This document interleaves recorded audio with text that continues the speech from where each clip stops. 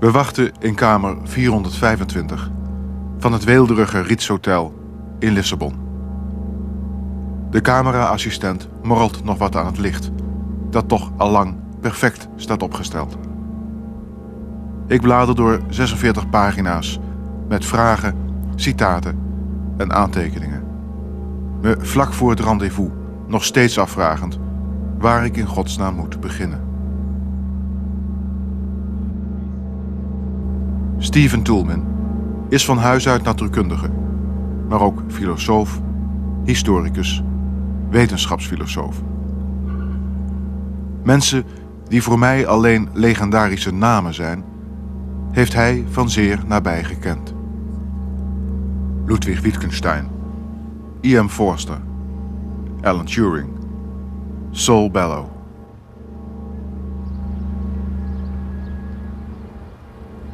Welke lijn zal ik volgen? Zijn persoonlijke geschiedenis of juist de geschiedenis en de filosofie? Over zijn eigen levensloop zal Toulmin onverwacht openhartig zijn. Maar dat is wijsheid achteraf. Nog wachten we.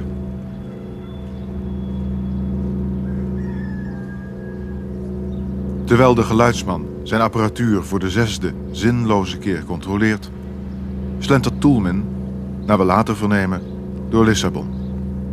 Hij doet het museum even aan en heeft al sinds het opstaan een melodie in zijn hoofd die er de rest van de dag niet meer uit zal verdwijnen.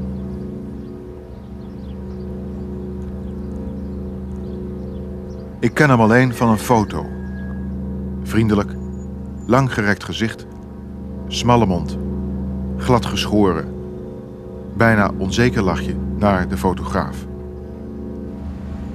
Als hij binnenstapt in het hotel, zal ik hem niet direct herkennen.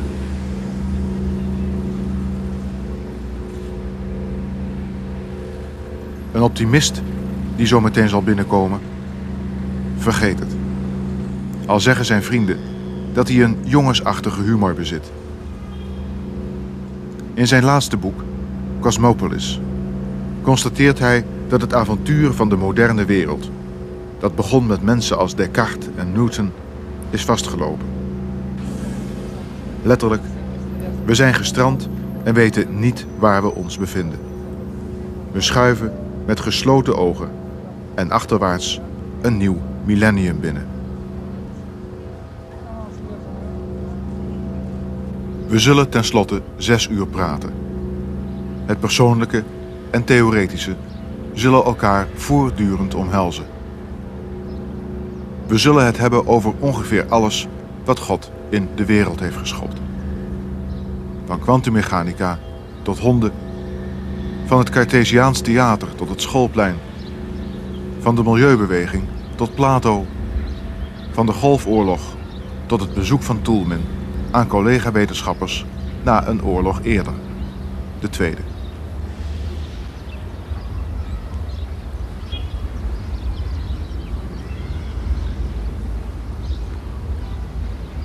Some of that was amusing.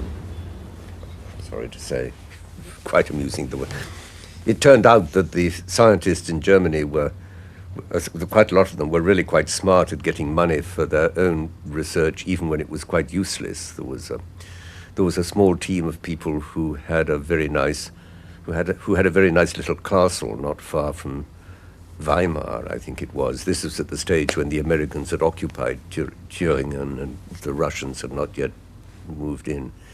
And they had succeeded in convincing Göring's Reichsluftministerium that atmospheric electricity might pose a danger to German aircraft. So they spent a very happy war in the countryside of Thüringen doing totally useless research on atmospheric electricity with funding from the Air Ministry. Over John F. Kennedy praten we. Over Immanuel Kant. Over Shakespeare. Over Toulmin's psychotherapie. Zijn voormalige huwelijken en over krokodillen. Over Engeland, dat hij ooit verliet, praten we niet. Maar wel over de Engelsen. One of the curious things about England is that they were very good at anthropology and hopeless at sociology. Why? Because for them, anthropology was the sociology of other people. And the question was, why don't other people behave like us? And, so that this was why other people were worth studying. I mean, we just behave. We just run things in a reasonable way. And these funny people in the Kalahari Desert and Brazil and other places, no, that really needs to be understood. So, I mean, I'm being silly about this, but there's something in it. I mean, in fact... It also infected you, or... Well, one has to... yes, I mean, people in England in my generation were not brought up to think in terms of social structure. We were not brought up to think critically. Over de Holocaust praten we. Computers. De chaostheorie. En Erasmus. Over zijn vader zullen we praten. Zijn kinderen. De ongelukkige jeugd van Descartes en Newton. De grondleggers van onze moderne wereld. En over de krankzinnige fenomenen van het bewustzijn. With some kinds of injuries, for instance, people can be in a state in which you can dictate them something, a passage, which they can then write down as you dictate it to them. But immediately after that, they cannot read back to you what it is they've just written. I mean, we don't know what it would like to be like that. It would be for us, like not being able to imagine what it was like to be a swallow, or to have the experiences of a different species. Over Lissabon, achter ons hoofd, zullen we in alle talen blijven zwijgen. Wel gaat het over Europa, Schumann en E.M. Forster, de schrijver en kennis van Toulmin in Cambridge, ooit. I remember a friend of ours he went to stay with, and he had one of those glass biscuit jars which she'd put by his bed, and she gave him a packet of biscuits to put in his biscuit jar. And then when she called him down to dinner, he was a bit late, and she asked him what was up. He apologized. He said he was late because he found the biscuits were slightly too big for the jar. So he'd had to nibble around the edge of all the biscuits in order they would fit in the jar. This is a sort of a very curious but characteristic picture of him. I mean, he set himself a task, but it was one which could only be solved in a childish way. And it didn't occur to him for a moment that he couldn't perfectly well use the childish way of solving the problem. En natuurlijk praten we over Toulmin's jeugd, zijn kinderdromen en over de geschiedenis, die telkens een ander masker opzet om ons te misleiden, maar die intussen zelf onaangedaan, onveranderd blijft. Harry Truman, I remember reading in a book of reminiscences of him, which was published about him. Harry Truman used to say that his favorite reading was Plutarch's Lives of the noble Greeks and Romans. Why? Because he learned more about his political contemporaries from Plutarch than he did from any other source. I mean, he found people in the political realm behaving in just the kinds of ways that Plutarch describes, and he found this, so he found Plutarch a useful book to read from this point of view. Weken na onze ontmoeting lees ik ergens dat Toulmin de filosoof van het postmodernisme zou zijn. Maar de hele lange middag zal dat woord, postmodernisme, niet één keer vallen. Zomin als we aan de stad achter het venster ook maar één woord zullen wijden. Nodig nooit een filosoof uit die als credo heeft dat je, als het om de wereld en de werkelijkheid gaat, nooit hebberig genoeg kunt zijn. En die een melodie in zijn hoofd heeft die er maar niet uit wil verdwijnen. There was a wonderful conversation I had heard repeated. Allegedly, Alistair MacIntyre visited Magdalen College, Oxford, and had dinner with Peter Strawson there. And it is said that at a certain point in the evening, Peter Strawson turned to him and said, this is probably a distortion, but was reported to me that he turned to McIntyre and said, the trouble with you, Alistair, is you're interested in too many different kinds of things. Now, for me, you can't be interested in too many different kinds of things. That as a philosopher, you can't do your job unless you're prepared to be interested in anything it takes to throw light on the central questions we're concerned with. In that kind of way, I've been very fortunate. I know of scientists who say, isn't it a wonderful thing that I am able to do what I find most interesting in all the world and get paid for it? I mean, I'm amazed that people have been prepared to support this habit of mine. I feel like, you know that wonderful story about George III going into his library at the Royal Library at Windsor. Gibbon has just published one more volume of The Decline and Fall of the Roman Empire, and George III comes in, and being a notoriously bad conversationalist, he feels he has to say something to Gibbon. And so he had greeting, Gibbon having sort of paid his respects, the king says to him, "Oh yes, another damn fat, thick, square book. Always scribble, scribble, scribble, eh, Mr. Gibbon?" You know, I sometimes feel this about myself. Always scribble, scribble, scribble. And the world has let me do it. Is the music still in your head? Because you told me that the music was around. And yes, it is. It is. In fact, we were exchanging it a few minutes ago. Yes. Because I'd got back to the first movement, and I produced the second subject, and he produced the first subject. Really? Yes. No. I mean, what kind of music was it? Is it? It's still Schumann. It's still the same movement. The second subject is the happy one. The second subject is the one I was saying. E.M. Forster had this wonderful phrase, "The world will yet be saved, be saved."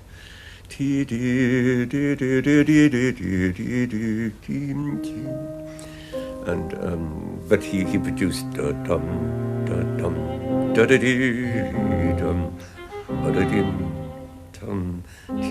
which is the beginning of the thing. Yes, a wonderful sort of dark mixture of piano and lower strings. It's, anyway. And the text was, and yet the world can't yet be saved.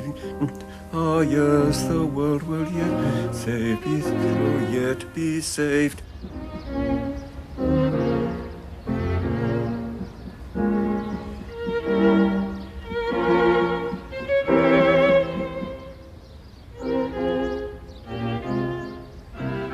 Well, I haven't read much of Toulmin's recent work, but I met him years ago, and I was impressed by his broad sweep and broad synthetic mind, the way he was able to encompass large areas of human history and intellectual development in a kind of sweeping overview. And I think we've just met once.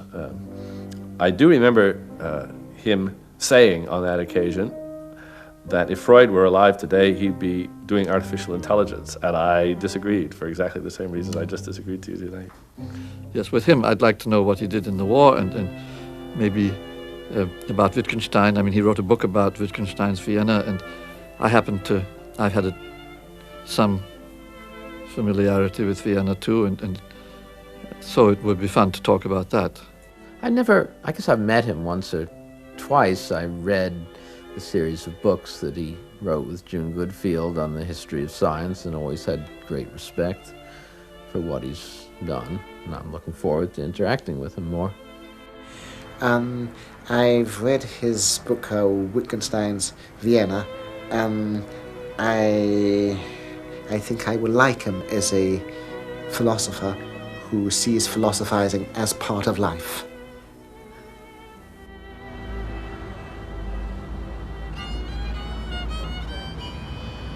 Om 1:00 in de middag begonnen we. Bij de dingen die je overkomen, zonder dat je er iets aan kunt doen. En waarvan je dus ook moeilijk spijt kunt krijgen. De dingen van 60, 65 jaar geleden. Zo zal ik beginnen bij Freeman Dyson, die in een boom Jules Verne las en naar de sterren staarde. Zo was ik begonnen bij Oliver Sacks, die onder de bomen doorrende en zich afvroeg of de werkelijkheid niet kon worden ondergebracht in een keurig geordend zakboek. Zo was ik tenslotte begonnen bij Rupert Sheldrake, die ooit fantaseerde dat de atomen in ons heelal hele zonnestelsels op zich waren, zoals ons heelal weer een atoom was in het oog van iemand in een heel ander heelal. I remember sitting up in bed for year after year reading books with names like The Mysterious Universe and The Restless Universe and this, that and the other universe. My imagination was very much seized by the whole cosmological project. But again, very much with one foot in both camps. On the one hand, I was fascinated to see what people said. On the other hand, from the beginning, I was afraid they wrote a bit like my father sounded. And I wasn't quite sure that I could go with them all the way in thinking that we knew things that they were telling as a very nice kind of fable. But the fables fascinated me, certainly. Daniel Dennett fantaseerde ooit, toen het leven nog eenvoudig was, dat hij andermans gedachten zou kunnen lezen. Stephen Jay Gould wist, 5 jaar oud, dat hij later paleontoloog zou worden, door het bezoek aan een museum in New York met zijn vader. Dat is in ieder geval prettig en overzichtelijk. Iedereen heeft een vader. Erasmus had hem, Hitler, Churchill, Boeddha, Descartes en Wittgenstein, Bill Clinton en Charlie Chaplin hadden een vader. En Stephen Toulmin had er ook een.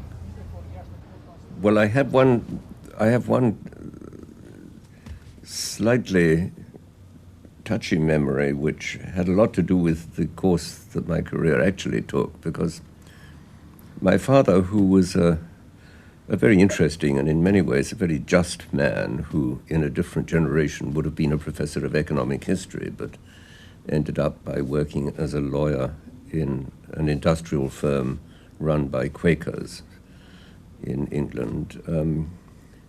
He always decided, he had 4 children, I was one of 4 children, and he decided that it was very important that we should have intelligent conversations at family meal times. So he would sort of open up topics and expect us to talk about them. The only trouble was that the moment any of us started saying things that he disagreed with, he would come in and correct us and would say, "Excuse me," and then tell us the truth. And my poor elder sister used to burst into tears and run out the room and go and lie down under her bed, and I learned simply to shut up and think about these things to myself and sort it out by myself. So that there's a sense in which my entire career has been motivated by what the French call the esprit d'escalier. You know, figuring out all the things that I should have had on the tip of my tongue to put my father right. When he started telling us things dogmatically and wasn't able to explain what the foundation was. This, in a sense, made me inevitably an epistemologist, somebody who's really, I hate to be told something by anybody unless I have a feeling for how it could be that way, why one might want to end up by saying that. And so that really is what sort of pulls together all the different things I've done. Sometimes people think I've been very versatile because I've written books about the history of physics and about argumentation and about 17th century history and about... but I feel that they're all about the same thing. That is to say? They're all about how we come to be able to understand the things we come to be able to understand, and just what the limits of theory are. and just how, and just how we have to be prepared to back up the things we say. And also, I feel very acutely the injustices that human beings do to each other in the name of doctrine. It's terrible now, watching all this wreckage in Yugoslavia on the basis of things that tore Central Europe apart in the first half of the 17th century. People refuse to learn from each other's mistakes. This is the gloomiest thing that I feel at the present stage in my life. Going back for a moment to your father, did you love him? It's a silly question, but you know. No, it's not a silly question. It's not a silly question. He was not a lovable man. His own mother had been a terrible woman. I hate to say it, just a terrible mother. I mean, not in a violent way, but in a tyrannical, in a sort of mental, psychological blackmail kind of way. Just so he had really not known what it was to be loved, and he found it. I mean, although he was not by temperament inclined to use. I mean, to use her sort of psychological weapons against his own children. The result of it was that in order to avoid using her kind of psychological pressure tactics, he kind of removed himself from the emotional lives of his children. He withdrew very much, and so that I respect him immensely, and as I go on, I see his strong points more and more, but he found the business of being part of the world of love really very difficult, and I didn't understand the situation well enough, so to say, to court him. I mean, he was just this kind of wise, if unintelligible figure who from time to time would produce these dicta, which were always sort of plausible enough to set me thinking, even though he wasn't able to explain why he believed the things he believed. But the love side was very much, I mean, I realized looking back over my own rather complex emotional transactions later in life that I grew up in a world in which, so to say, the world of love was always the world of women. And, I mean, with two sisters and a mother and a nanny, there were all kinds of different mirrors to reflect oneself from, and all kinds of different ways of learning to deal with the people who were there to deal with, which was mainly women, because father was, in the back room at his desk doing his accounts. It was this. So this is really how life started off, and if there's one perception that Plato and Freud and the Jesuits share, it is that the way things start off in these respects is the way they tend to go on. And now? And now,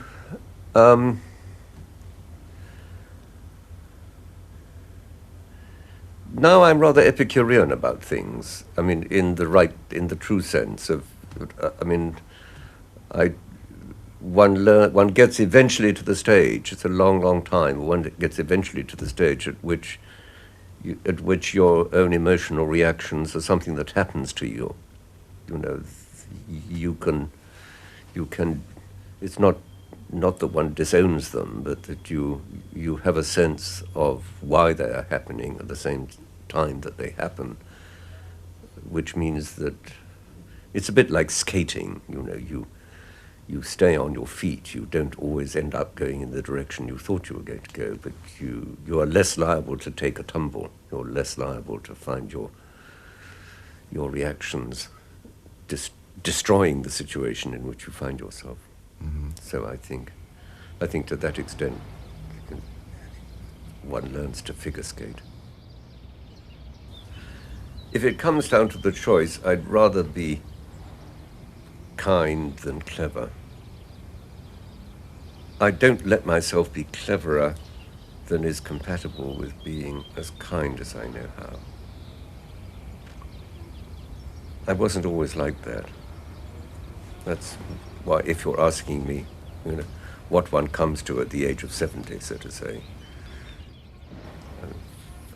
there's that terrible series of gauche phases that you go through in which you find yourself feeling obliged to say things to people which turn out in retrospect to have been Quite. ill-motivated and wholly destructive, even when you meant well. I hate to think of examples because these are the kind of episodes in life that you can nurse to yourself for long after everybody else has forgotten about them. The kind of exemplars of disgrace that one creates for oneself. But these were all really in the... Well, I did once do this to myself professionally by letting myself accept an invitation to talk about the philosophical significance of Arthur Eddington's book on fundamental theory, only to find myself with an audience of about 6 people, all of whom knew much more about the book than I did. Fortunately, it was not a public meeting of any conceivable society. On the other hand, it's embarrassing to put yourself or to let yourself agree to participate in things. Lissabon, mei 1992. Wie zich de geschiedenis niet herinnert, is gedoemd hem te herhalen. Het zal best, maar op het moment van het rendezvous in Lissabon zijn we ons onbewust van het feit dat de herhaling al in gang was gezet. En dat tienduizenden mensen op een dagreize van het Ritz Hotel in Lissabon de maanden erna zullen worden afgemaakt als kerkratten. We hadden het in Lissabon nog een beetje wanhordelijk over de Tweede Wereldoorlog en de Golfoorlog. Toulmins verhalen echter worden op de montagetafel zorgwekkend actueel. We schrijven de jaren 30 in Engeland. As a family, we understood much better than many people what was going on, because my father worked for a business that had connections in Stuttgart. And he used to go over to Germany all through the early years of the Nazi time. So he knew. He knew. He came back and he told us. He knew about Kristallnacht. He knew all about what was happening, and he was, had a very well balanced conception of things, and so we knew Hitler was up to no good at a time when members of the Conservative Party were still inviting Mr. Ribbentrop to their country house parties and thinking that Mr. Hitler was really a perfectly reasonable fellow, and if you just made these little concessions, all would be well. That was a luxury our family never had the chance to indulge in. It was clear to us that bad things were coming. What kind of bad things? Because... Well, a war. Mass extinction is... Well, I mean, I'm not Jewish. I went to school with a lot of Jewish children. I've always felt as very much at ease. They share, I find many of my Jewish friends share the sort of feeling about intellectual commitments that I find very congenial. But the Holocaust is not part of my inheritance in that kind of respect. I mean, my father understood the general nature of German anti-Semitism, but of course nobody could conceive of the lengths to which it was going to be carried. And I mean, I will only say when we heard about it, we were not incredulous. It didn't come as much of a surprise to us because it was just a more horrific part of the picture that we'd grown up with. And to that extent, but alas, I don't know why I say alas, alas, it wasn't my people. And unfortunately, the more I read of history, the less I'm convinced that the events of the Holocaust were unparalleled. I think to say that is to underestimate the capacity of human people to be beastly to each other. I think. But there's always this, this quote that the Holocaust is incomparable with anything else in history. I know this I is said. I disagree don't also, believe it but myself. no. I think there are other things that have happened in history which are as awful and are liable to happen again. I think in some ways it's a very optimistic view to imagine that this is unique. I'm afraid it's the kind of thing that could happen again, in the name of a different gospel, and with different victims. But I'm afraid there's a sort of streak. There's a streak of viciousness that can express itself through political institutions with this kind of outcome. If there is a difference, it's a difference in form, so to say. We always had slaughterhouses, but now it was mechanically. What did this century change in your way of looking at mankind, persons? Well, I'll tell you. Let me give you an example. This is. I mean, let me speak. About my own reactions to something which is sufficiently recent for us all still to be unclear about our judgment about it, and that's this war in the Gulf. I mean, I found myself. I mean, for this, I really had to kind of replay a lot of my life, because I was working on radar in the Second World War, and working in particular with people who were developing microwave radar for the purposes of producing very accurate pictures of the ground from a bomber. So instead of obliteration bombing, you could direct a bomb to a particular place. And of course, you only had to solve this problem, mathematically speaking, in order to see the possibility of smart bombs and all of that stuff. So on the one hand, watching these grotesque television displays of bombs going down the chimneys of the buildings which had been chosen and the rest, what I was seeing was a fulfillment of things which had been an intellectual dream in 1943. Your own dream, partly. A dream of a group of people of whom I was one. A dream in which I was sharing. I mean, another time I might talk about what it felt like to be part of that at that time. But as to now, what I found is that it was fascinating to see American military technology doing the things which had been only a sort of professional fantasy. Theory.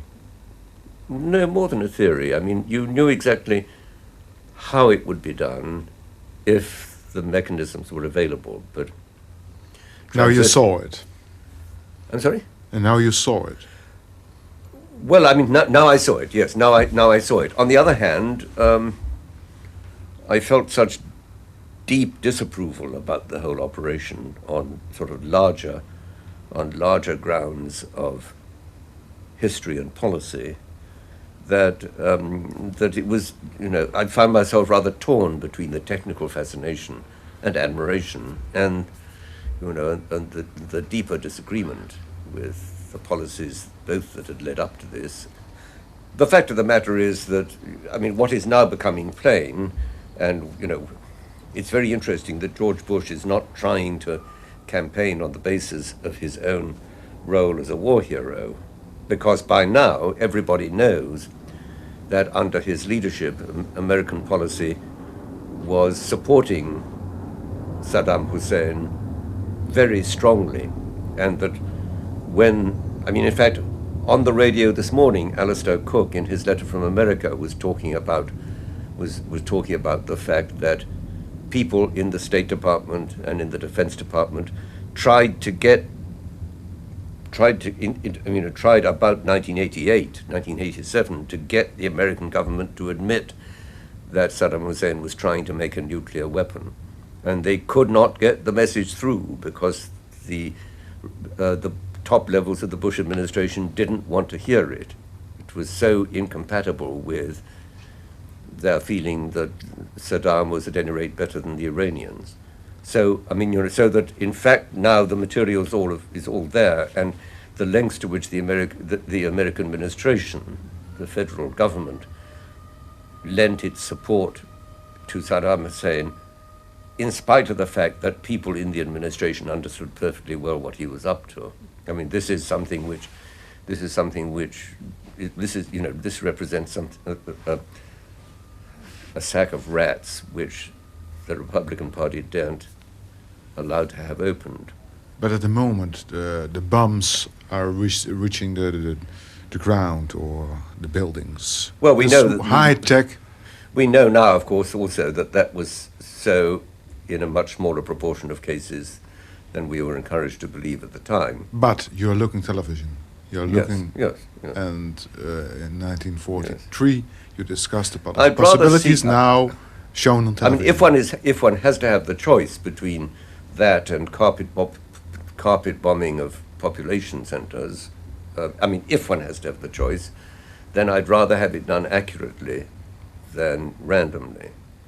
I mean, to that extent. But how were you looking at that moment? Was there the old love again, your old profession, your first profession, your first study? No, the irony was, it was impossible to see it without being conscious of the irony from the word go. The years didn't fall away. I didn't find myself sort of thinking, oh, what fun. It was in some ways very interesting to see, more than interesting, it was fascinating to know that we'd already conceived of this possibility, even though it was unrealizable without, at the very least, transistors, which were only invented in the 50s. And so that to that extent it was, the element of irony was built in from the beginning. On the other hand, even during the time that I was working on radar during the Second World War, my feelings were mixed even then. I remember having this sense that the bombing of Dresden was out of all proportion to be justified, and that it seemed like a needless disgrace for us if we really thought that we were fighting for a morally just cause to do that kind of thing. What did you think at the moment you heard afterwards, or you realized afterwards, that the transportation lines to Auschwitz and other concentration or Vernichtungslager were not bombed, not by the Americans, not by the RAF? I don't believe... While it could have saved. Well, I don't believe that this was taken as a policy decision. I don't believe that there was any decision. I really don't think the people who could have taken those decisions understood the significance of the decisions. In fact, I don't think there was a decision not to bomb them. There were positive decisions taken to bomb certain targets which were seen as being the sources of Germany's power, of military power. But why not the railway lines to Auschwitz, to Bergen-Belsen, to Treblinka? Because people... are stubborn animals stupid? I'm sorry? Are stubborn animals stupid? No. You're being too dramatic about it. It's more all the day. Truth always turns out to be bureaucratic. Yes. But it wasn't bureaucratic in the sense in which, what's his name, the German... Eichmann. It's not bureaucratic in that sense. It was the business of Air Chief Marshal Harris as commander-in-chief of Bomber Command to bomb those targets which the War Cabinet told him to bomb the targets which were available, which were of the kinds that the War Cabinet decided had highest priority. And those were ones which would destroy the German military power. And certainly at that stage, what people thought was the most important thing is to destroy German military power as quickly as possible. And whatever else may be happening, I mean, delaying the destruction of German military power was not going to make things any better for anybody. In that sense, of course, the situation of the Jews in Europe was a truly tragical one,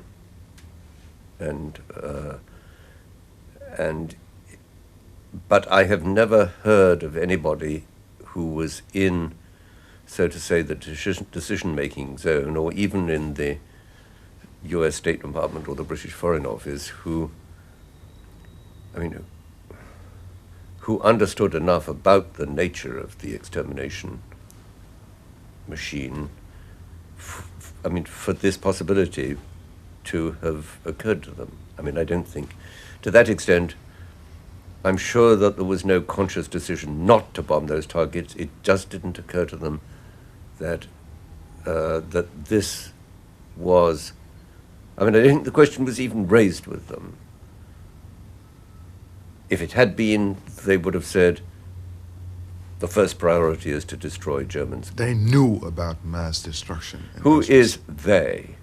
Yes, who is not they? The same people, not the commander-in-chief of Bomber Command.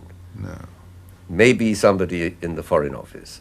At critical moments, we are all invisible, aren't we? No. In critical moments, the visible people may be unable to get their message through, or may come to understand that it would do no good, they're trying too hard to get the message through. I mean, it's like this business I was just saying of Saddam Hussein's nuclear weapon.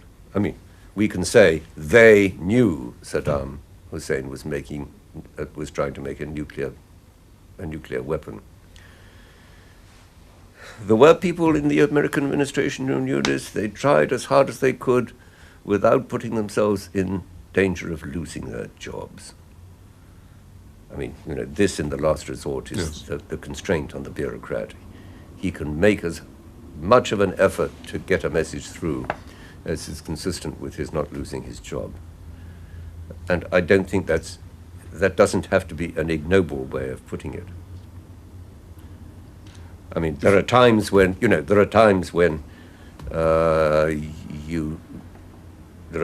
you should be prepared even to lose your job. It's easier for a politician like Anthony Eden to resign. Politicians always look after each other. But if you're a simple official in some foreign office somewhere with a wife and 5 children, I mean, you do your best. You tell the people who can get the message through. If it doesn't get through, you feel bad, but that's all. Well, what more is there? I mean, you can be a saint.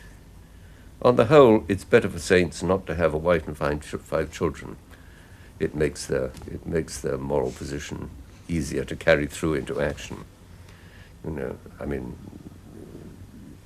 but on the whole, you see, people of that kind don't get into that kind of civil service job. They're obviously going to be fanatical and untrustworthy. I mean, look, we have much more to learn from Max Weber than we do from Karl Marx. I mean, the question is the nature of a bureaucratically organized society, not, I mean, when people attack technology and attack science and attack all kinds of things, more often than not, they're attacking what happens to these things once they get into the hands of a bureaucratically organized system or society. I mean, for a long time in the middle period of my life, I used to feel what I hate most of all is institutions, because I think most injustice springs from the fact that institutions work in ways which we can't control and which we only wish had the capacity of responding more humanely to the people who they're affecting. I realize now that was too easy a way out. You know, that one has at a certain point to try to prescribe for institutions. I mean, it's a way out which lots of people, Tolstoy takes it. I mean, there's, in Anna again, there's that extraordinary series of chapters where he has Levin go to the meeting of the county council at Zemstvo, and Tolstoy describes in detail the kind of corrupt manner in which a new president is elected to run the council. And he has Levin talk to himself in ways which make it clear that Tolstoy thinks that, you know, the idea that there can be any morality in politics is an illusion, that this kind of corruption is always going to spoil whatever we try to do. That's too hard a message for me. I think we have positive. I think we have better examples. And but again, it requires a determination to look much more closely at what's needed and why the present thing isn't, why things aren't working out. François Cavana, the French writer, said people don't don different masks in peace or in war or in bed or at work. They are different people. People who could wonderfully play Mozart, who knew Rilke by heart, or Shakespeare, could the day after kill people as if stamping forms.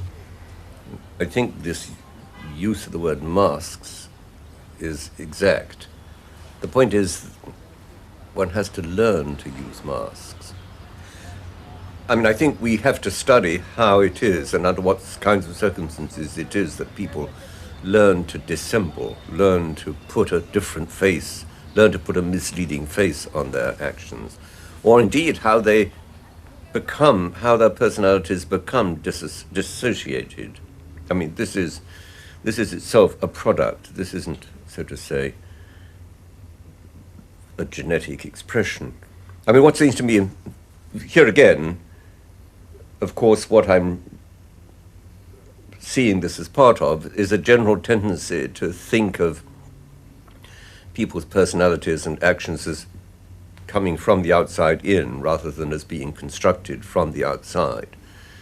And in general, my own perception of it is that people develop these kinds of dissociated personalities or develop this habit of wearing masks in characteristic kinds of situations which we need to know more of. I'm not seeking to excuse them. I'm only saying if we want to understand what different kinds of evil people there are, we need to understand in what different kinds of ways we ourselves can create evil people, or we ourselves are participants in the sorts of situations which bring out the potential evil, which actuate the potential evilness in people. Did you experience certain situations in your own life where suddenly you found yourself in the morning in the shaving mirror and said, Steve Toulmin, you really are a bastard and I didn't know about it?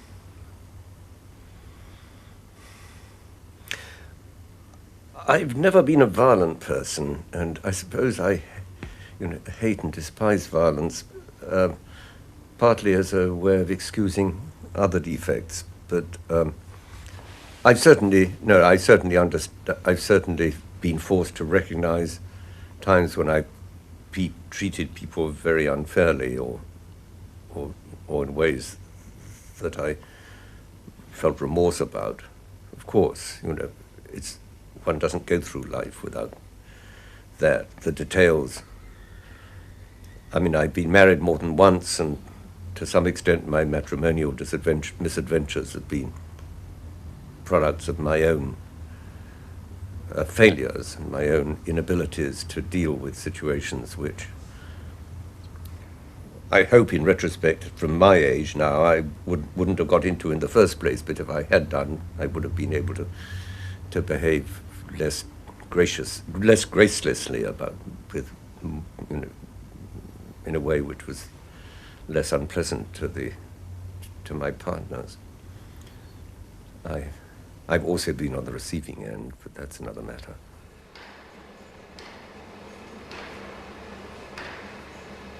Ergens, diep verzonken in het uitzicht vanuit het venster, in die stad waarover we zullen blijven zwijgen, wordt de Barrio Alto weer opgebouwd. Dat schitterende deel van Lissabon dat niet zo lang geleden door brand werd verwoest. Achteraf weet je altijd welke vragen je had moeten stellen. Bijvoorbeeld: de oorlog loopt ten einde. De oorlog waarin Steven Toulmin betrokken was. Betrokken bij de zinloze bombardementen op Duitse burgers, die honderdduizenden mensen het leven kosten. Hij gaat college lopen bij Ludwig Wittgenstein, de filosoof. Van het ene universum waarin hij bestudeerde hoe de bommen uit de Lancasters zo precies mogelijk zouden kunnen worden gedropt om een zo compleet mogelijke verwoesting aan te richten, sloop hij in een ander universum. Dat van Wittgenstein. De man die elke vraag, zelfs de alleronbeduidendste, zoals waarom noemen we de hemel blauw, tot een probleem verhief. Het moeten, misschien, vreemde dagen zijn geweest. Maar ik vraag alleen, hoe waren die colleges van Wittgenstein eigenlijk? En kan achteraf alleen gissen naar het antwoord op de werkelijke vraag. It was a strange spectacle. He would come into class with scarcely more than the desire to state a question for people. And even to state the question was something which took him about 3 minutes. And he would begin stating it, and he would break off in the middle of a sentence and struggle with the question of how he was going to end the sentence. And this always caused him great difficulty, but the most important thing was to understand that what we were seeing was somebody who was applying to his own thought and his own ways of expressing himself standards higher than we understood. So that it took time, but what we who were in his class, those of us who stayed with the class, what those of us who stayed with the class came to understand eventually was why he found it so hard even to frame a philosophical question. I sometimes use the image of a slow bicycle race.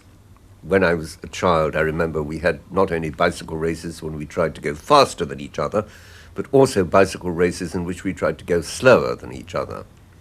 And the point about the slow bicycle race was to go the minimum amount of distance without actually falling off. I think of Wittgenstein's philosophy lectures as being like a slow bicycle race. He was an absolute master. You may think that you can go straight from A to B. I'll show you that you can't even go from A to A prime. The things which people took as self-evident, he showed were based on all kinds of unjustified assumptions. You can see that with Father behind me, this was meat and drink for me. I mean, it was very much.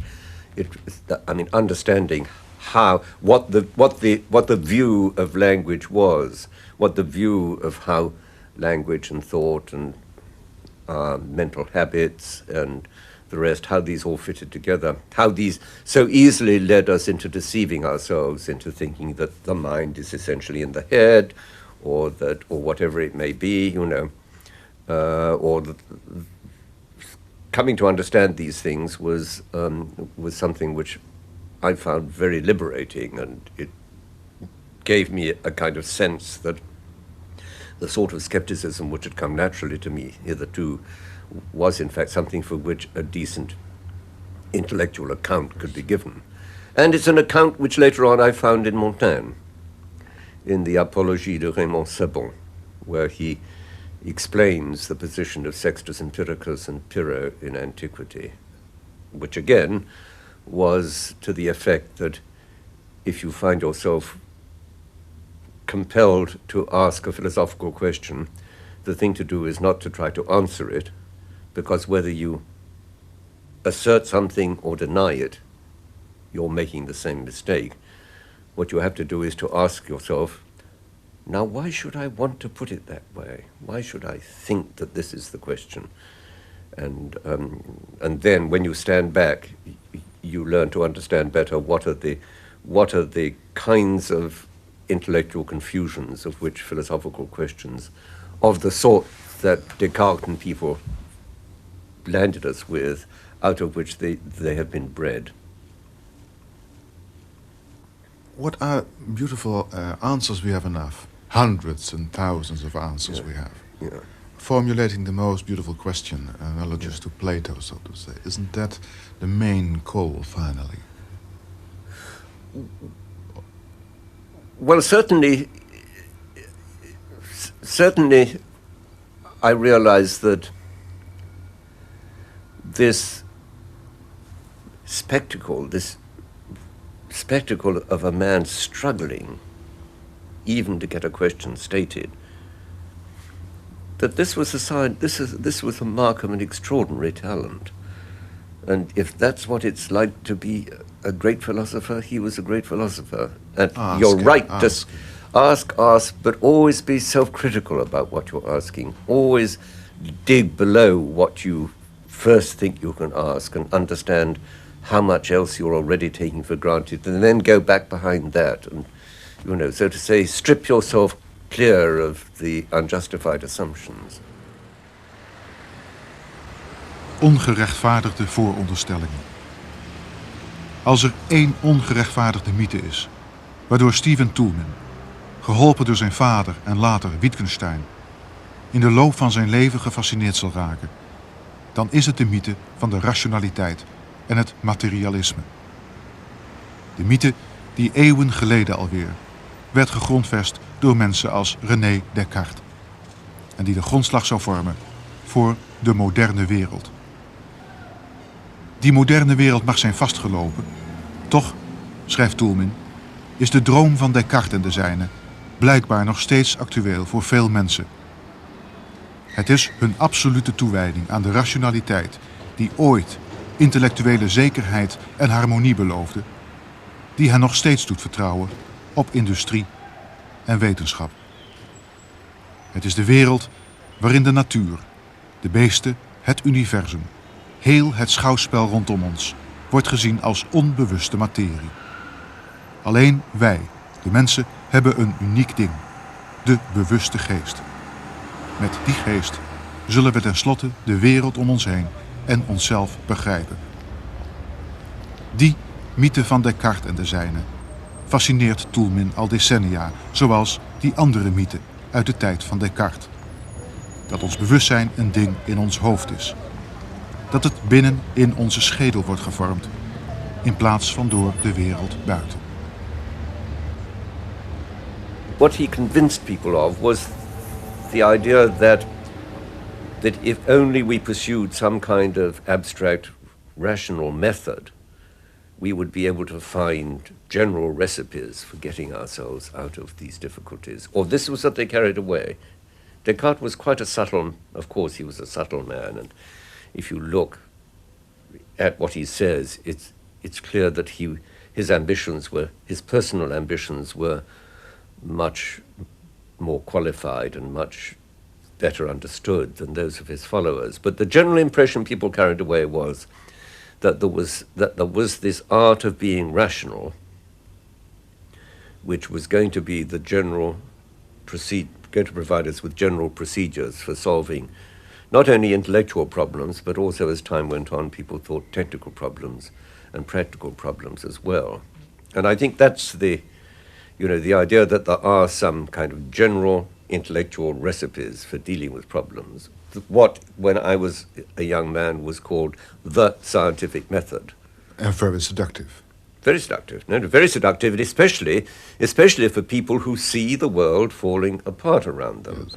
What were the main, if you look back and you should, in one page for instance, describe what were the illusions of the Cartesian theater and what were finally the big mistakes and failures? What kind of metaphor comes to your mind? What kind of... Well, I'll tell you a metaphor that comes to my mind. I had a student working with me who wrote a very interesting paper for me. It was about the transition from the apron stage to the proscenium stage, which takes place at precisely this time, precisely between 1600 and 1640. Shakespeare worked with an apron stage. When you saw a Shakespearean play, what you did was to see a slice of life which was going on among you. The audience was all there, and this slice of life was going on just there. In the proscenium stage, there is a curtain, and at a certain point the curtain is drawn apart, and you are revealed a mysterious set of things going on in a world apart from you. And I think I think that many of our images of the mind, again, are images which are closely associated with this proscenium idea. Everybody is, so to say, everybody presents a kind of stage face to us. And, what is going on in his mind is like what is going on behind the curtains of a proscenium stage. We no longer feel that the things that go on within us all are part of a public era, a part of a public activity.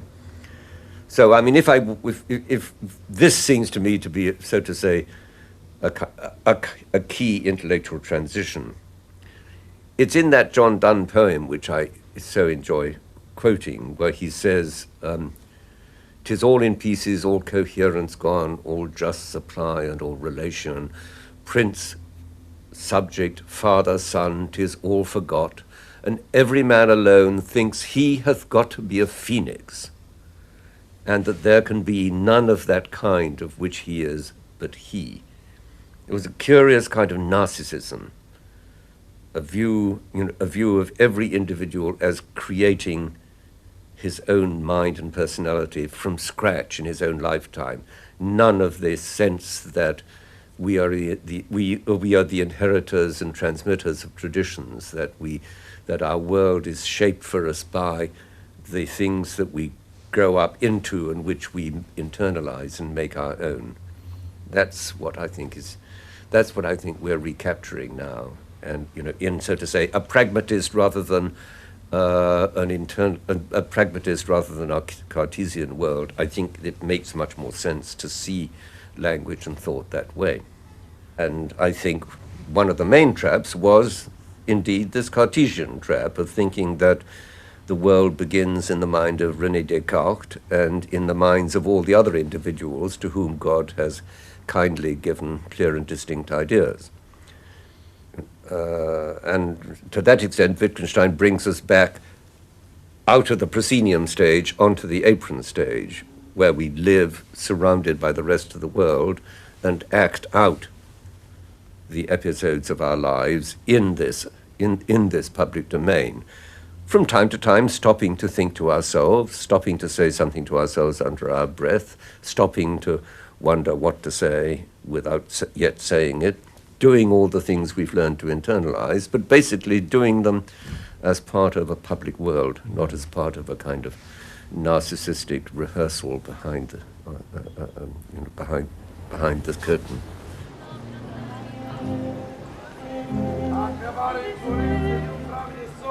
Lissabon. Een zondagmiddag in het voorjaar. De wetenschap van Descartes en Newton heeft het lang volgehouden.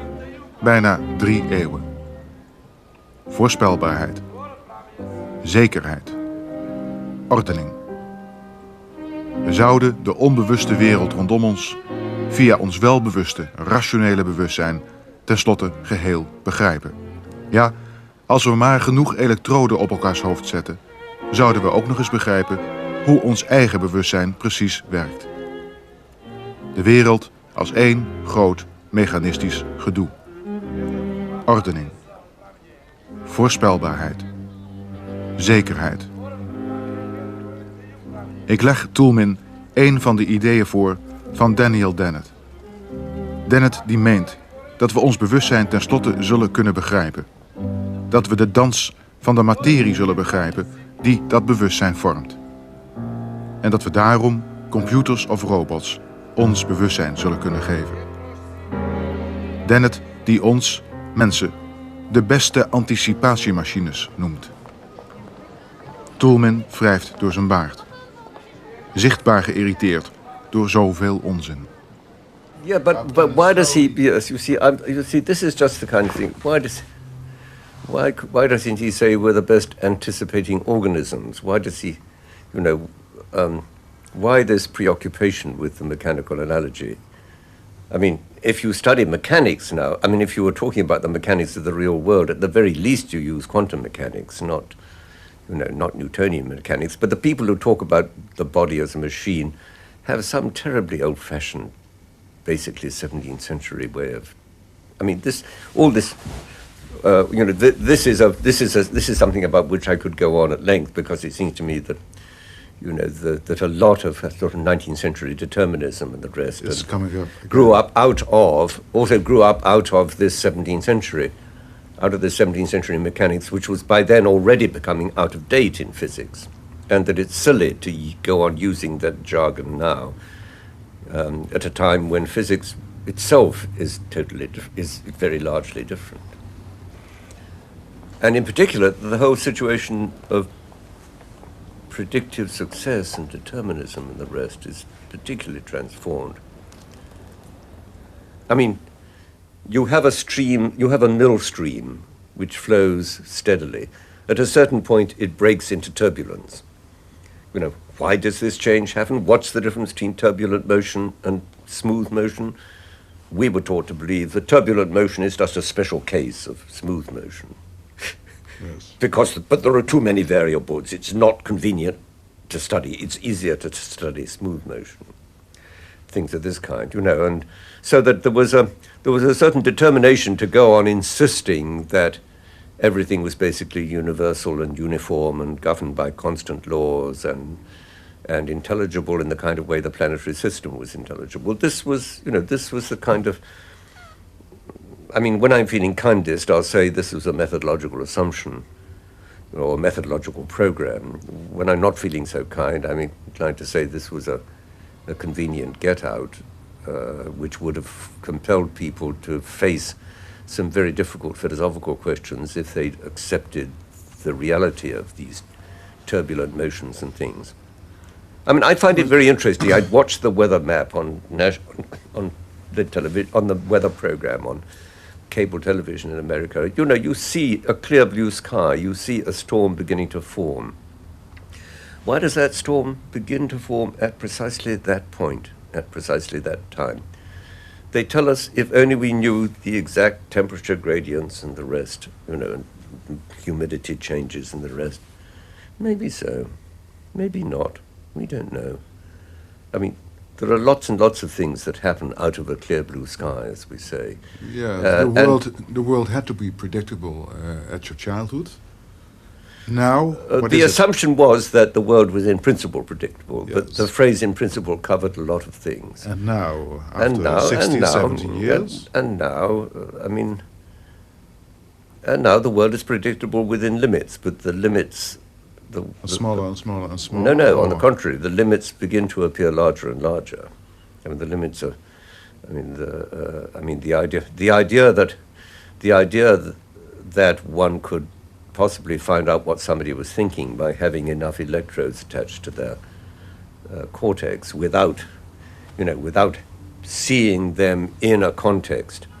I mean, I think when we talk about what people are doing, what they're wanting, what they're thinking, what they're feeling, we talk about them, on the apron stage. We talk about them as people who are acting, who are engaged in tasks in a world which is full of other people and in which their own past life history plays a crucial part. I mean, this is what psychology is about. It's how people act in the light of their past and given the character of the circumstances and situations which they currently find themselves in. And for these purposes, their neurophysiology is a servant. Their neurophysiology is what is called into play, what they have to have in order to be able to act as they do.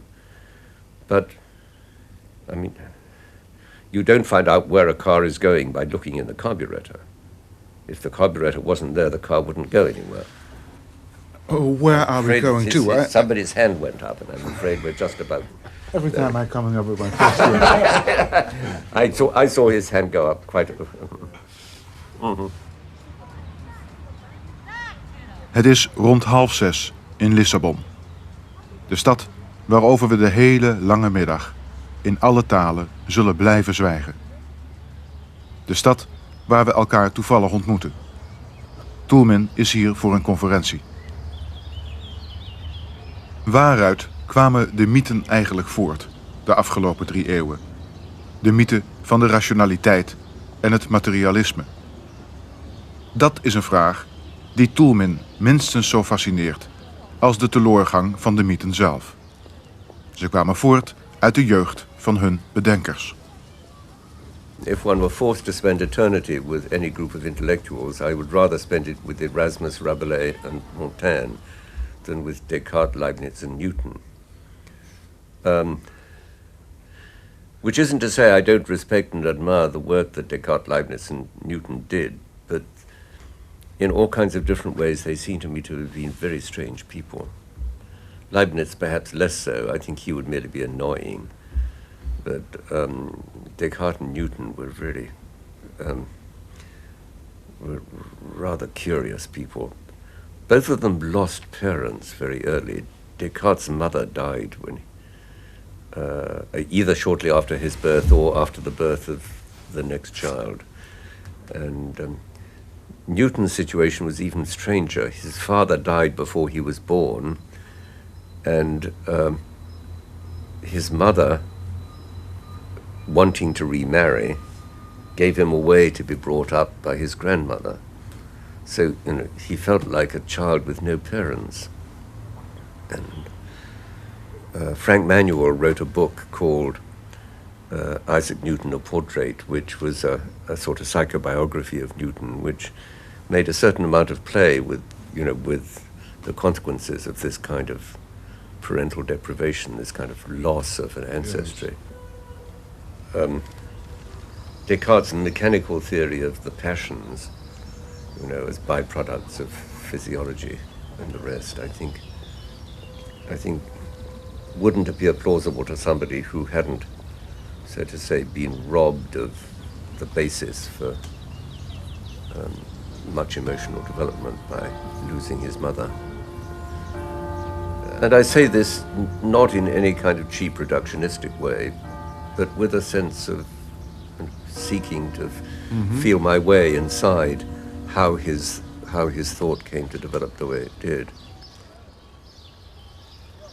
Zou Stephen Toulmin ook zo gefascineerd zijn geweest door het feit dat een liefdeloze jeugd kan leiden tot even schitterende als verkeerde theorieën, als hij zichzelf niet zo indringend bewust was van de invloed van zijn vader op zijn eigen vorming en denkbeelden?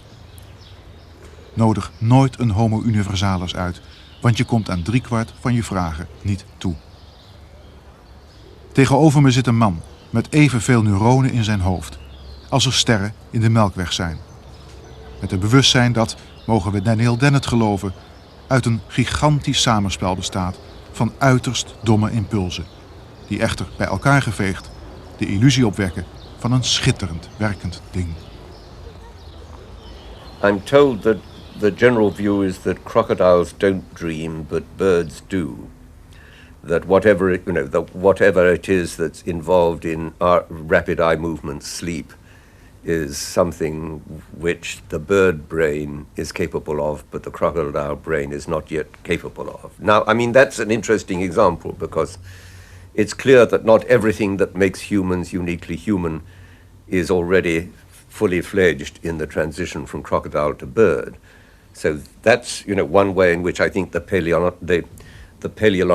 paleontological evidence, if we were able to if we are able to give an adequate neurological interpretation of it. That's how I think, one respect in which I think we could see that the transition to being fully conscious creatures is one that has involved multiple steps. And some of the steps have been quite recent. For instance, St. Augustine tells us that St. Ambrose of Milan used to sit on the steps of the cathedral at Milan and read through the Missal to himself so far, or the Bible to himself, so fast that the people who looked at him decided that he must be a magician. Why? Because he was, as we say, reading to himself, which meant it was possible for him to get information off the page faster than he could have read it aloud.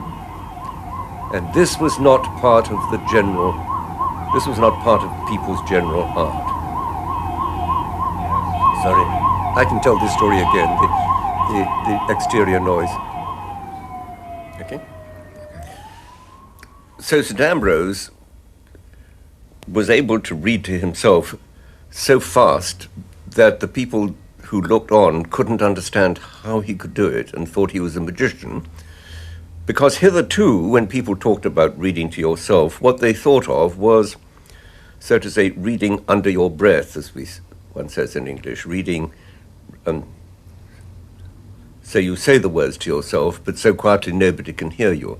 I'm sure that's what a Trappist monastery was like. It isn't that people were not reading at normal speed, it was that they read so quietly that other people couldn't hear them. They may even have been reading aloud, but the important point was they didn't communicate with the other monks in the monastery. They were required each to say Mass independently of the others.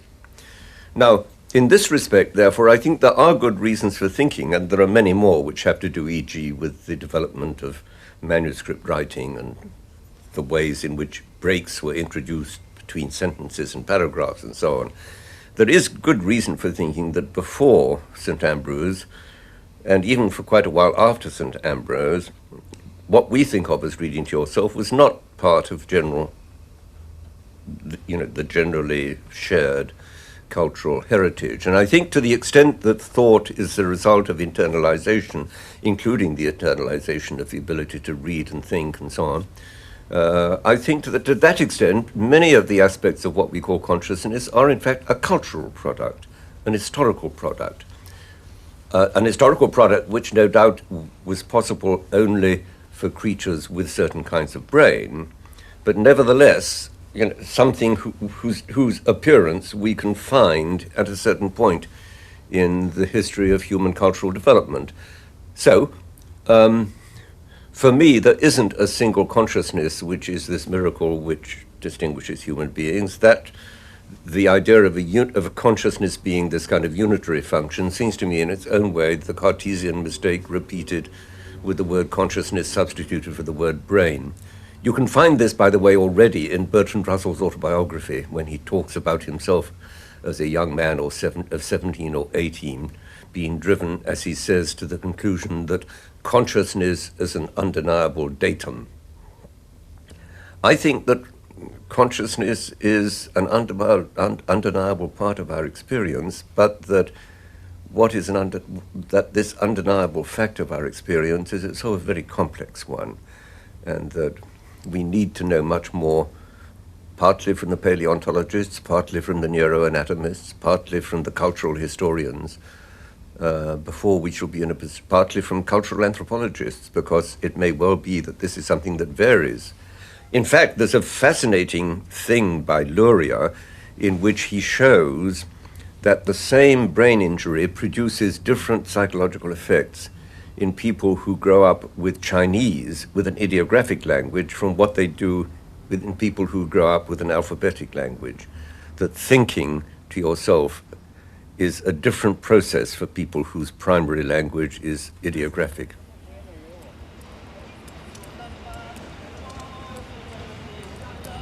Het licht daalt langzaam boven Lissabon. In gedachten zie ik de virulente aanvaring die Toulmin met Daniel Dennett moet krijgen. In gedachten zie ik tegelijk de aanvaring in het verschiet met Stephen Jay Gould. Gould die beweert dat de natuur non-moreel is. Als we op zoek willen naar moraliteit, kunnen we die alleen binnen onszelf vinden, de mensen. Gould die een favoriet citaat heeft van Charles Darwin. Wat een boek zou het hulpje van de duivel kunnen schrijven over de lage, wrede, gruwelijke en vooral verspillende gang van zaken in de natuur.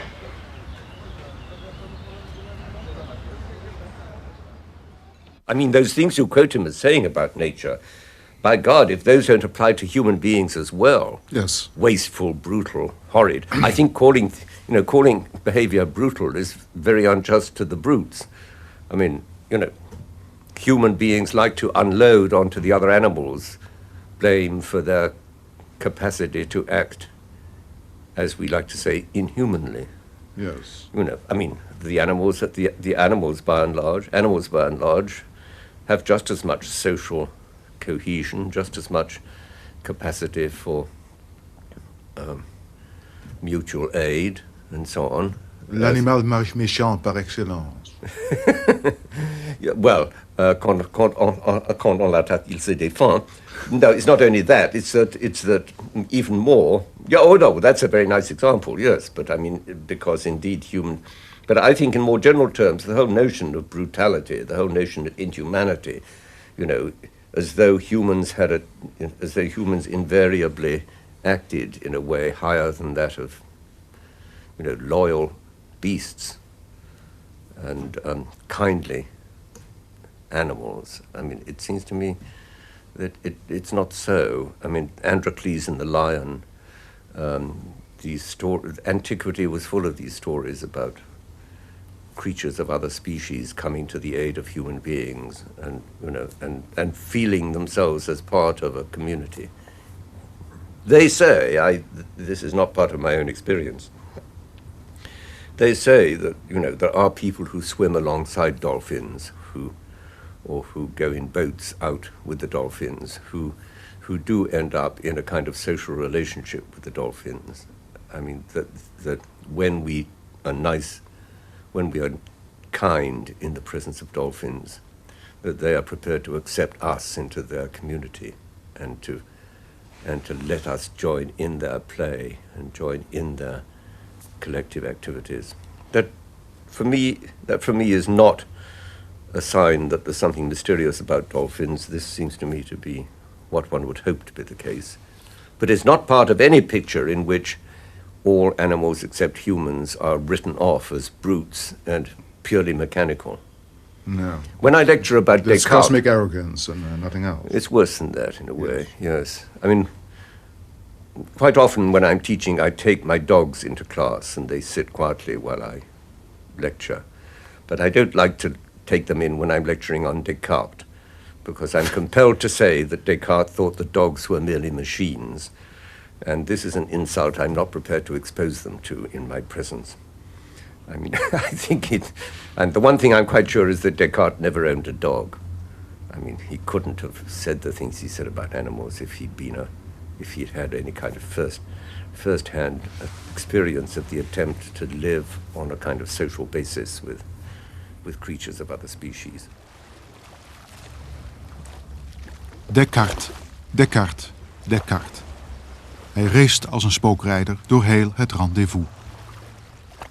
Een paar kilometer van het Ritz-hotel voer ooit de grote schipper Vasco da Gama uit. Hier, bij de Torre de Belém.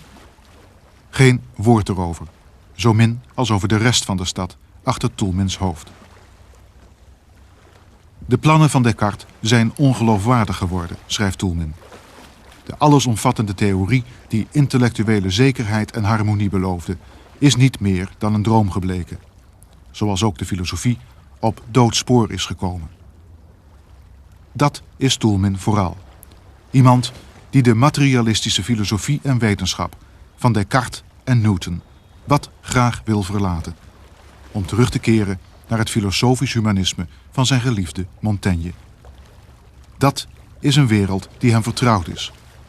Een wereld waarin de filosofie niet alleen om het gedachtenspel wordt bedreven, maar waar ze moet kunnen aansluiten bij de praktijk, wil ze enige betekenis hebben.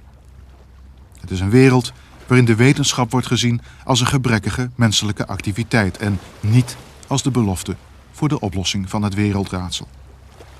Het is een wereld waarin de rationaliteit eindelijk plaatsmaakt voor de onvermijdelijke ingewikkeldheid van het bestaan. Het is de wereld van Erasmus, Montaigne en Aristoteles, kun je zeggen, die Toulmin na vele omzwervingen herontdekte. If you are going back in a certain way to Aristotle, is one of the reasons, perhaps, a certain boredom about philosophy? Oh, I think what I'm doing is philosophy. I think it's what would have been called philosophy for much of the history of philosophy. I do really regard this digression that began with Descartes as the pathology, as the pathological phase. What was exciting, of course, was the fact that Descartes was doing not one thing but two things. He was launching mathematical physics, but also sticking us with this particular epistemological agenda. And the development of mathematical physics has gone ahead splendidly, but the epistemological agenda has turned out to be to lead us into a prolonged dead end. So it's not that I don't see myself. I think what I'm doing is philosophy. I'm bored with seeing the same old mistakes being repeated again and again, and I wish with some impatience that what seemed to me to be the kind of emancipatory aspect of Wittgenstein's teaching was making more progress. I mean, poor old Wittgenstein, he thought he'd been sent into the world to make it unnecessary for there to be philosophers. I mean, he had this picture of himself as Hercules cleaning out the Augean stables, after which nobody would need to ask these questions anymore. He would be horrified if he came back to life now and saw that there are more professional philosophers now than there ever have been in history.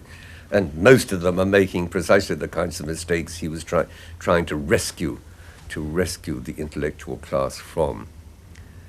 I mean, this raises an interesting question because, at this point, you were asking about Wittgenstein earlier, and it's very helpful, I think, from some points of view, to put Wittgenstein alongside Tolstoy.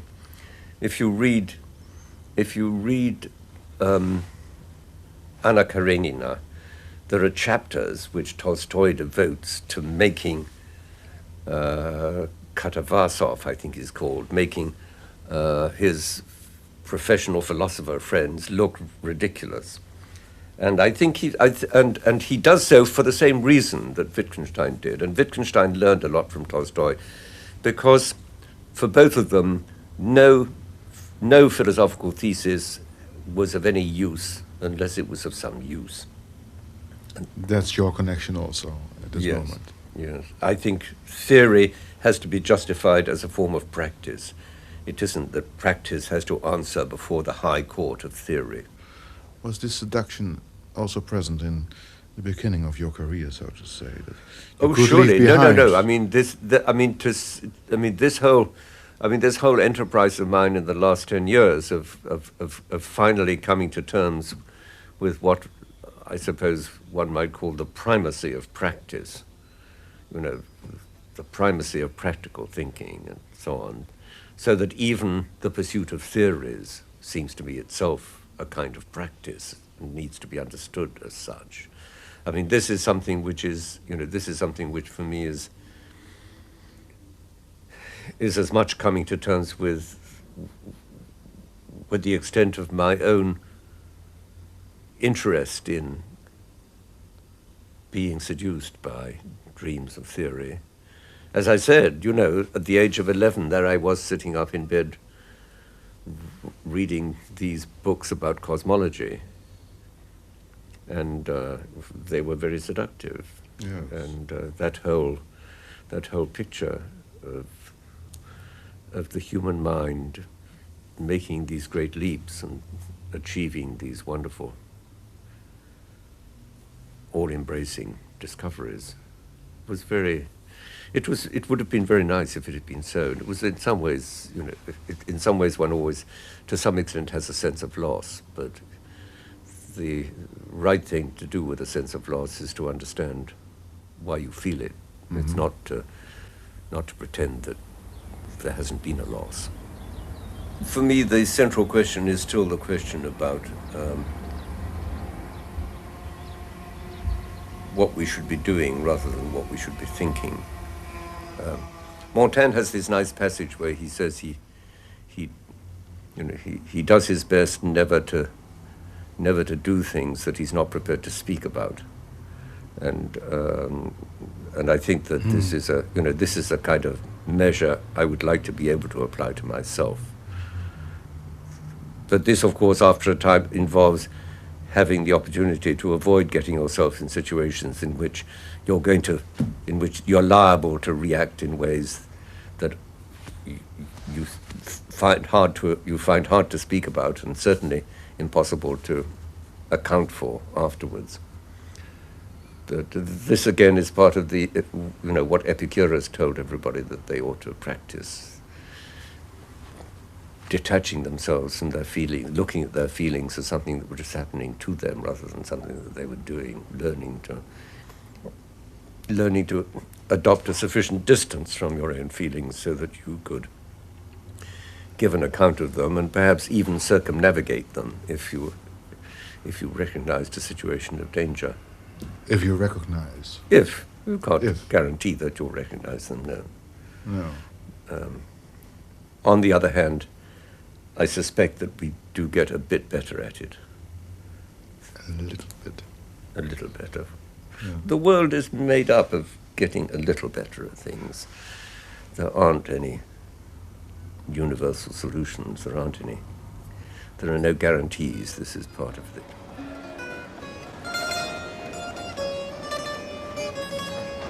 Uit zijn boeken ken ik Stephen Toulmin niet bepaald als een onbedaarlijk optimist. Ook in Lissabon vanmiddag gloort de naargeestigheid, hoe opgewekt ook weergegeven, regelmatig door de verhalen. De Holocaust was allerminst uniek en hij zal zich herhalen. Ditmaal onder een andere vlag, met andere slachtoffers. Mensen leren niet van elkaars fouten. Zie Joegoslavië. Zijn laatste boek, Cosmopolis, laat niets aan duidelijkheid te wensen over. We lijken vastgelopen, na 3 eeuwen Cartesiaans theater. We schuiven met neergeslagen ogen en achterwaarts een nieuw millennium binnen. Zonder te weten waar we ons eigenlijk bevinden. That's my question. Yes. What is the answer? But then the we there is the we there is a collective we.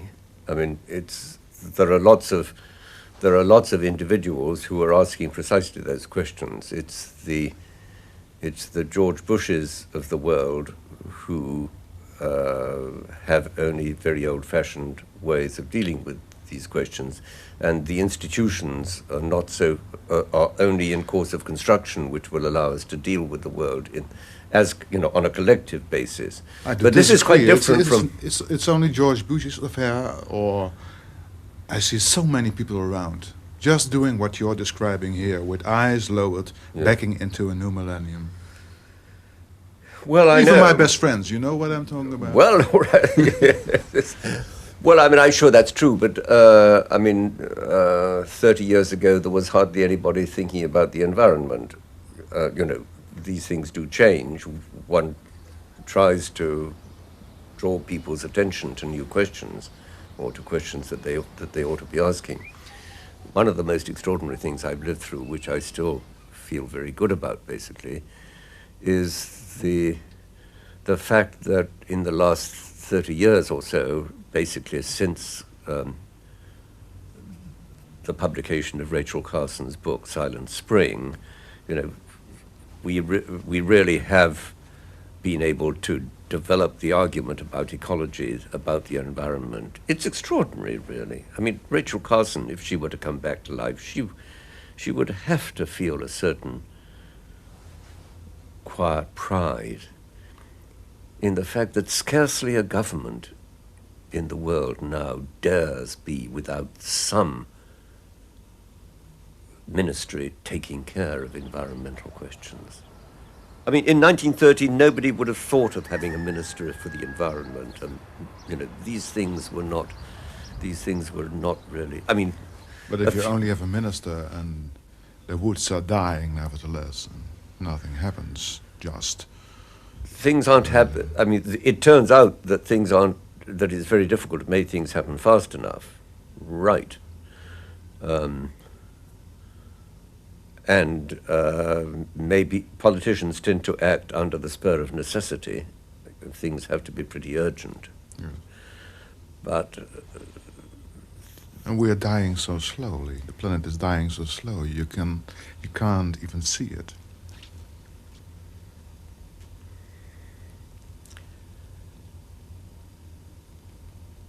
As to this side of life, I'm fearful but not despairing. I'm not defeatist. I think that what's been happening in the last 10 or 15 years, the last 10 years has not been nearly enough and nearly fast enough, and to some extent it's been retrograde. But I do think the general understanding of what is needed is much deeper and much more general. When I'm reading, for instance, Cosmopolis, I get a sense that you're more pessimistic than you are now. There we are, in a certain way, denial machines, backing into a new millennium, eyes lowered. Well, that's it, you see. I think if this was the impression that got across, it wasn't really the one I intended. I was intending to be a bit more teasing people, prodding them by teasing them, than expressing a genuine pessimism. It was a kind of wake-up call, it was a kind of, hey, is this the impression you want to give people? Do we all want to look like Mrs. Thatcher? Surely we can do better than this. Surely we can understand the nature of the institutional problems. Surely we can understand the possibilities that demand to be dealt with. We can, but will we? Well, we will do if we pay attention. Do we? The question is not do we, the question is will we? Is this the kind of, are these the kind of questions which can impose themselves on people the sort of way that the environmental questions impose themselves on people in this, in the late 60s and 70s? I don't know. There are other people trying hard, but it's a very confused scene. And the world, you mean? At this moment. Well, in particular, the world, the world of people. I mean, look. I do really. I mean, if I was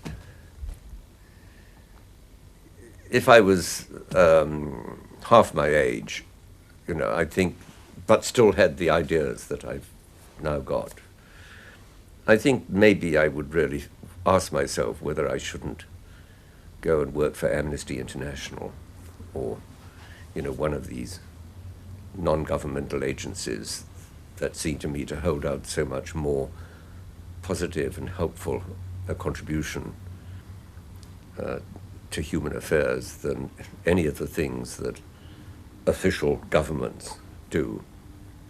I mean, my younger daughter, for instance, who works on this Africa project, she was talking about 2 years she spent in Mali, and I remember she said she used sometimes to go out with the people from the village she was living in by jeep to the next small town, and when they got there, her friends would get down from the jeep and go and explain who she was before they drove into the town, because the people in the town would be afraid that she must be from the government.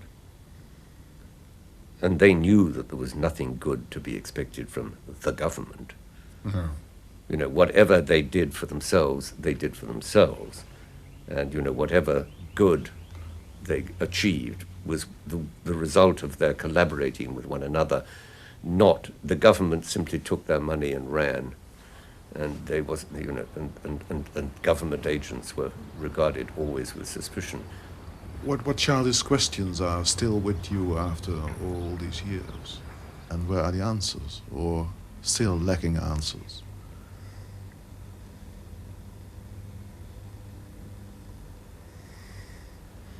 Basically, the question that is still with me is the question, why are people so nasty to each other? I mean, I find it, I mean, I mean, I don't want to dignify this with a grand name like injustice.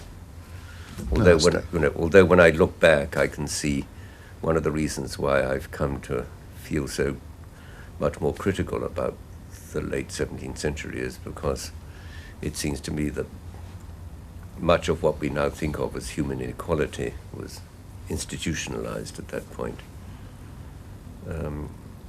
So this is... Why are they? I think the only answer is that's how it worked out. And I mean, my heart very rarely bleeds. My heart doesn't basically, I mean, I feel terribly bad on behalf of the victims of injustice, but behind that is this bleeding of the heart that has to do with the fact that history worked out that way, that it worked out that people acted that way. Usually for the reasons that you were hinting at earlier, that their eyes for some way or other are shut or distracted.